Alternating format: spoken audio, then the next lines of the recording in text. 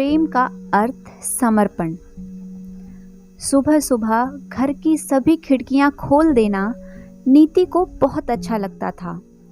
खुली हवा, ताजगी और सूर्य देव की रोशनी में वो अपने मन के खालीपन को भरने की कोशिश करती। हर दिन नई उम्मीद लाता है। नीति इस नैसर्गिक सत्य को जी रही थी, लेकिन माँ जी को यह कहाँ पसंद आता। शक और संदेह के चश्मे से बहू को देखने की उनकी आदत थी। वो बिना सोचे समझे कुछ भी कह डालती। उठते ही खोल दी महारानी ने खिड़की। इसको तो यह भी समझ में नहीं आता कि गली मोहल्ले से कोई झांक भी सकता है। अंदर आते हुए सासू माँ बोली, आगे और भी बहुत ही कटु शब्द बोले। अपने किस यार को देखती है जो सुबह सुबह खिड़कियां खोलकर खड़ी हो जाती है। कहते हैं कि शायद धारदार हथियार इतनी गहरी चोट ना दे सके जितने शब्द घायल कर जाते हैं। और यहाँ तो रोज का किस्सा था। घर की सीधी साधी बहू जो थी नीति, सास कितना भी भला बुरा कहे, उल्हाने दे, वो चुपचाप सुनती रहती। खुद को जैसे उसने पत्थर ही बना लिया था। इसलिए नीति उनके कटु शब्दों को भुला देती। कुछ असर नहीं, जो चाहे कहो। लेकिन ये किसे पता था कि उसका अंतर्मन आहत होकर कब का टूटकर बिखर गया। ये तो उसे खुद भी पता नहीं था। उसके मायके को लेकर ससुराल में खूब बातें बनती। ससुराल में सभी जानबूझकर उसके अंदर कोई ना कोई नुक्स निकालते ही रहते। सुबह की चाय बनती तो ससुर कहते, तुम्हारे माँ बाप ने तुम्हें चाय भी बनाना नहीं सिखाया, इतनी पतली चाय बनाई है। तो कभी सास कहती, चाय पत्ती ज्यादा डाल दी है इस महारानी ने, पता नहीं मायके में क्या सीख कर आई है, एक काम भी ढंग से नहीं करती है। एक दिन घर में उसके पति के कुछ दोस्त आने वाले थे। सासू माँ ने कहा, उसके दोस्त को चाइनीज फूड पसंद है, बनाकर खिला दो। मैंने कभी बनाया ही नहीं, इसलिए मुझे आप बता दीजिए, मुझे नहीं आता है। उसकी देवरानी स्नेहा आई और उसने भी ताना मारते हुए कहा, चाइनीज बनाना कौन सी बड़ी बात है, यूट्यूब पर देख लीजिए और बना दीजिए। नीति ने कोशिश तो बहुत की, पर डिश बहुत अच्छी नहीं बन पाई। सास ने टेस्ट करने के बाद कहा, तुमने तो गुड़ गोबर कर दिया। तभी उधर से दौड़ती दौड़ती ननद लता भी आ गई थी। वो कहाँ पीछे रहने वाली थी। आते ही उसने भी सुनाना शुरू कर दिया, क्या भाभी, आपको कुछ करना आता भी है कि नहीं। फिर ननद बोली, भाभी आज मुझे शादी में जाना है, मेरा मेकअप कर दीजिएगा और हेयर स्टाइल भी अच्छे से बना दीजिएगा। पर नीति तो बिल्कुल सीधी साधी सिंपल रहने वाली थी। उसे कहाँ यह सब तामझाम आता था। उसने बोला, लता, मैं कहाँ ये सब करती हूँ, मुझसे कहाँ हो पाएगा मेकअप वगैरह। इस पर लता जोर से चिल्लाई, ना तो आपको खाना ढंग से बनाना आता है और ना ही कोई दूसरा काम, आप तो किसी काम की है ही नहीं। और वो पैर पटकते हुए अपने कमरे में चली गई। बेचारी नीति का पति अभी कुछ करता भी नहीं था, इसलिए जिसे भी मौका मिलता नीति को सुनाकर चला जाता। अब रोज रोज के ताने से नीति को कोई परेशानी नहीं होती थी। आदत जो बन गई थी उसकी, सुनना और पत्थर की मूरत बनी रहना, जिसकी ना जुबान थी ना कान। इस मूर्ति में भी दिल धड़कता था, यह एहसास शायद किसी को नहीं था। सास के ताने उसके दिल को छलनी कर देते, लेकिन फिर भी वह उसी मुस्कुराहट से जीती जैसे कुछ हुआ ही ना हो। कितनी अजीब बात है, बहू मुस्कुराए तो बेहया का तमगा पाती है और कुछ बोले तो संस्कारहीन। उसकी देवरानी स्नेहा एक बड़े घर की बेटी थी, जिसके आगे सासू माँ की जुबान भी तलुए से चिपकी रहती। जब स्नेहा अपने मायके जाती तो नीति को भी अपने घर की बहुत याद आती। पर जाए तो कैसे और किसके घर जाए। वहाँ रिश्ते इतने खोखले हो चुके थे कि अब कोई भी फोन करके उसका हालचाल पूछने वाला भी नहीं था। आज जब स्नेहा अपने मायके से वापस आई तो उसका मन भी तड़पने लगा। सासू माँ उसके उपहारों, कपड़े, गहनों को देखकर फूली नहीं समा रही थी। रह रहकर नीति को कोसना जारी था। बड़ी बहू की तो किस्मत ही फूटी है। मायके वाले तो ऐसे लगते हैं कि कंगाल हैं। बहन को तो भाई भाभी पूछते ही नहीं, सोचते होंगे कौन खर्चे में पड़े, एक नंबर के कंजूस हैं। स्नेहा नीति को अपने कमरे में ले आई और उसे अपने पीहर के मज़ेदार किस्से बताने लगी। नीति जैसे अतीत में खोने लगी। अपनी भाभी के कड़वे शब्द उसे फिर से याद आने लगे। महारानी जब चाहे मुंह उठाकर चली आती है, जैसे बाप ने करोड़ों की दौलत छोड़ रखी है। स्नेहा जा चुकी थी। दोपहर का समय था, इसलिए उदास मन के साथ नीति बिस्तर पर सुस्ताने लेट गई। अतीत की यादें, कटु स्मृतियां चलचित्र की तरह मन मस्तिष्क में साकार होने लगी। पापा दुनिया से विदा हुए तो पीहर का रास्ता हमेशा के लिए बंद हो गया। माँ बचपन में ही गुजर गई थी। पापा ने ही दोनों भाई बहनों को संभाला था। यह सच था कि उन्होंने कभी माँ की कमी महसूस नहीं होने दी थी। नीति ने भी छोटे भाई को ऐसा ही ममता भरा प्यार दिया जैसा बच्चा अपनी माँ से उम्मीद करता है।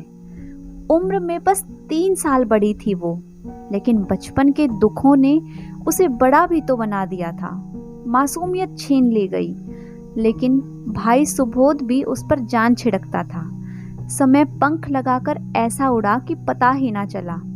गुड्डे गुड़ियों से खेलते हुए वो कब बड़े हो गए पता ही ना लगा। पापा जल्दी से अपनी जिम्मेदारी से मुक्त हो जाना चाहते थे। संजय का रिश्ता आया। इंजीनियर, सुंदर सौम्य स्वभाव, प्रतिष्ठित परिवार, बस पापा को और क्या चाहिए था। झट से रिश्ता पक्का कर दिया। नीति खुदगर्ज नहीं थी। उसे अपनी शादी के अरमान की खुशी तो दे रहे थे, लेकिन पापा और भाई का ख्याल उसे बेचैन करने लगा। वो विदा हुई तो फिर कौन संभालेगा घर को। नारी के बिना घर घर नहीं हो सकता।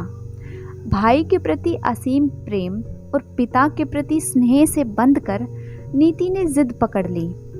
मैं शादी करूंगी तो एक ही शर्त पर, भाई की भी शादी उसके साथ ही हो। किसे पता था कि यह प्रेम ही आगे समस्या बन जाएगा, सरल जीवन को कठिन कर देगा, रिश्तों में दूरी बढ़ती चली जाएंगी। सबको उसके जिद के आगे झुकना पड़ा और 7 दिनों के अंतराल पर दोनों की शादी संपन्न हो गई। नीति ससुराल के लिए विदा हुई तो पीहर में उसकी भाभी आ गई। बहुत खुश थी नीति। ईश्वर ने बहुत दिनों बाद जीवन में कुछ ऐसा सुखद दिया था जिससे उनकी अधूरी जिंदगी पूर्णता की ओर कदम बढ़ाने लगी थी। लेकिन जिंदगी इतनी सरल कहाँ होती है। मन का सोचा पूरा हो जाए तो कहने ही क्या। जिंदगी में नीति के सपने यथार्थ की कठोर धरा पर शीघ्र ही दम तोड़ने लगे। संजय बहुत अच्छे समझदार पति थे, लेकिन घर की स्थिति ऐसी थी कि वो खुलेआम अपनी पत्नी का साथ देने की स्थिति में नहीं थे। प्रतिभाशाली होकर भी अभी बेरोजगार थे। दोनों ही सास ससुर पर निर्भर थे, इसलिए मजबूरियों से समझौता ही समझदारी था। पापा को शायद यह उम्मीद ना रही होगी, इसलिए नीति की शादी के बाद क्षुब्ध और बेचैन रहने लगे। दूसरी तरफ सुबोध भी अपनी पत्नी और पिता के बीच संतुलन बैठाने में पिस रहा था। पापा को दुख ना पहुंचे इसलिए नीति ने मुंह सील लिया, लेकिन पापा थे कि उसकी आंखों को पड़ जाते थे। जितना वो छिपाने की कोशिश करती, पापा अनकही बातों को झट से पकड़ जाते। संतान के प्रति प्रेम ऐसा ही होता है, जो बच्चे की हर बात को बिना कहे समझ जाता है। जिंदगी इसी का नाम है। अक्सर हम अपने घरों में वही व्यवस्था लागू करने की जिद करने लगते हैं जो बेटी अपनी ससुराल में जीती है। नतीजतन घर में लोग टूटने बिखरने लगते हैं। सच तो यह था कि नीति को कहीं चैन नहीं मिल रहा था। ससुराल में व्यंग्यतानों के बीच पिस रही थी, तो मायके में अपने भाई सुबोध और पिता के ख्याल से। उसकी भाभी को जो समझदारी दिखानी चाहिए थी, उसके विपरीत आचरण किया उसने। नीति ना मायके की ममता पा सकी, ना ही संजय के दिल में स्थान। दूरी और तटस्थता, कृत्रिम जीवन उसे आहत करता चला गया। घड़ी ने अलार्म बजाया। नीति जैसे चौंक पड़ी। उसे अपने जिंदा होने का एहसास हुआ। चेहरे पर पसीने की बूंदें छलक रही थी। वह उठी, एक गिलास पानी पिया और खाली कमरे में फिर अपने खालीपन से खेलने लगी। पुरानी यादें फिर से ना चाहते हुए भी उसके आगे नाचने लगी। जब पिता का देहांत हुआ तो 12 दिन भी उसके मायके में कैसे निकाले थे, वो कटु अनुभव उसे याद आने लगा। भाई सुबोध बेचारा कितनी कोशिश करता रहा कि दीदी को कुछ महसूस ना हो, लेकिन नीति कोई बच्ची नहीं थी। वो समझ गई कि पापा के बाद उसका रिश्ता भी इस घर से टूट गया है। फिर एक दिन वो अनुभव भी हो गया जिसने नीति के सारे भ्रम तोड़ दिए। सुबोध की जिद पर वह मायके चली गई। भाई के साथ बहन को देख भाभी का मुंह फूल गया। रात को नीति ने उनके कमरे से आती तेज आवाजों को सुन लिया। सुबोध अपनी पत्नी की गैर जिम्मेदाराना व्यवहार से खींच उठा था। उसकी बीवी ने साफ साफ शब्दों में अल्टीमेटम दे दिया, अगर ये बेहया मुझे यहाँ दोबारा दिखी तो समझ लेना उसी क्षण मैं फांसी के फंदे से झूल जाऊंगी। मुझे बेवकूफ समझते हो क्या? मुझे पता है ये मायके में क्यों मंडराती है। पूरी संपत्ति हड़पने के बाद तुम्हें सड़क पर ना ला दे तो कहना। इसके बाद शायद हाथापाई भी हुई होगी। सुबोध ये बात कैसे सहन कर पाता? नफरत से नीति तड़प उठी थी। क्या ऐसी नीच सोच भी हो सकती है? पूरी रात नीति ने जागते हुए निकाल दी। वो घर जिसमें वो पली बढ़ी थी अचानक जहर की तरह चुभने लगा।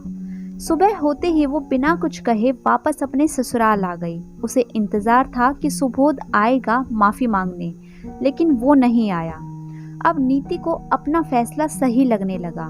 भाई भाभी की जिंदगी में वो दीवार नहीं बनना चाहती थी।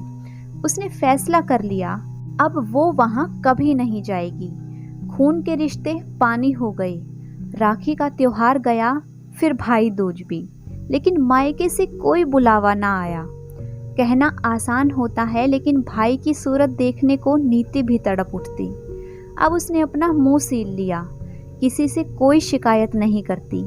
1 साल बीत गया। संजय को अच्छी नौकरी मिल गई। अब नीति की हालत भी पहले से बेहतर होने लगी। संजय उसे नॉर्मल करने की बहुत कोशिश करता, लेकिन बुझे मन में अब उमंग उम्मीदें फिर से जगाना मुश्किल लगने लगा था। आज मार्च की 22 तारीख थी। वैसे तो खास दिन था, उसका जन्मदिन था आज, लेकिन यहाँ किसे कद्र थी उसकी। सुबह के 7 बजे थे। संजय अभी भी सो रहे थे। सासू माँ व्यस्त थी। तभी दरवाजे की घंटी बजी। नीति ने खिड़की से बाहर देखा। अचानक उसका रोम रोम खिल उठा। अपनों का प्यार लावा बन फूटकर बाहर निकलने लगा। दरवाजे पर सुबोध और भाभी खड़े थे। नीति को देखते हुए दोनों बोले, हैप्पी बर्थडे दीदी। सुबोध ने पैर छूते हुए दीदी को शुभकामनाएं दी। भाभी भी उसके पैर छू रही थी। दिलों में कटुता क्षण भर में छूमंतर हो गई। सास और स्नेहा आश्चर्यचकित थी। सुबोध आज उन सब के लिए उपहार लाया था। नीति किचन की तरफ दौड़ी। ससुराल में बहू का सबसे बड़ा मेहमान भाई होता है। नीति के मन में जमी बर्फ बहने लगी थी। भाभी भी उसका हाथ बटाने रसोई में आ गई। भाभी का व्यवहार देखकर सभी को बड़ा अचंभा हो रहा था। उसने सोचा शायद बदल गई होगी। भाभी खिलखिलाकर ऐसे बातें करने लगी जैसे पहले कुछ हुआ ही ना हो। खैर जो भी हो, नीति को बहुत अच्छा महसूस हो रहा था। संजय जी उठ गए। नाश्ते की तैयारी होने लगी। मौका देख संजय ने नीति को गले से लगा लिया और उसके माथे पर किस करते हुए बोले, कैसा लगा मेरा गिफ्ट? नीति कुछ पूछती उससे पहले सुबोध आ गया और बोला, दीदी ये लो आपका सबसे कीमती गिफ्ट, मुझे जीजू ने ही सजेस्ट किया। नीति पैकेट खोलने लगी। उसकी आंखों में आंसू बहने लगे। एक बड़ी से फ्रेम की हुई पापा की तस्वीर जिसमें उनकी मुस्कुराहट कैद थी, जो नीति को नया जीवन देती महसूस हो रही थी। फोटो के अलावा गुड्डे गुड़िया भी थे जिनसे नीति और सुबोध बचपन में खेला करते थे। उपहार तो और भी वो बहुत लाया था, लेकिन ये चीज उसके दिल को छू गई। आज पूरा दिन नीति के नाम था। संजय ने शाम को एक आलीशान होटल में डिनर रखा था। रात में जब नीति संजय के पास आई तो देखा सामने की दीवार पर पापा की फोटो टंगी है। संजय कह रहा था, नीति, ससुराल में मायके की याद ना हो तो जीवन अधूरा रह जाता है। अब अपने बेडरूम में आधी चीजें मेरी और आधी तुम्हारे मायके की यादगार वाली होंगी। ओ संजय, तुम इतना चाहते हो मुझे? नीति भाव विभोर हो संजय से लिपट गई। नीति ने पूछा, पर संजय, अचानक से भाई भाभी कैसे आ गए? तुम्हारी खुशी मेरी खुशी है। मैं 2 दिन पहले ही तुम्हें बताए बिना उनसे मिलने गया था। मेरी पहली सैलरी आई थी, अतः मैं उनके लिए कुछ गिफ्ट्स लेकर गया था। मैं तो उन्हें कभी कुछ नहीं दे पाया था क्योंकि बेरोजगार था, इसलिए सोचा अपने परिवार को तो दे ही रहा हूँ, तुम्हारे मायके वालों को भी मुझे कुछ देना चाहिए। और तभी तुम्हारे भाई भाभी से मैंने तुम्हारे बर्थडे पर आने के लिए न्योता दिया। नीति आश्चर्य से बातें सुन रही थी। नीति, चाहने का मतलब ही यही है कि हम बिना कुछ कहे एक दूसरे को समझ सकें, एक दूसरे की कमी को पूरा कर सके। तुम अंदर ही अंदर खुल रही थी, लेकिन मैं तुम्हें जीते जी मरता नहीं देख सकता था। नीति संजय के गले लगकर रोने लगी।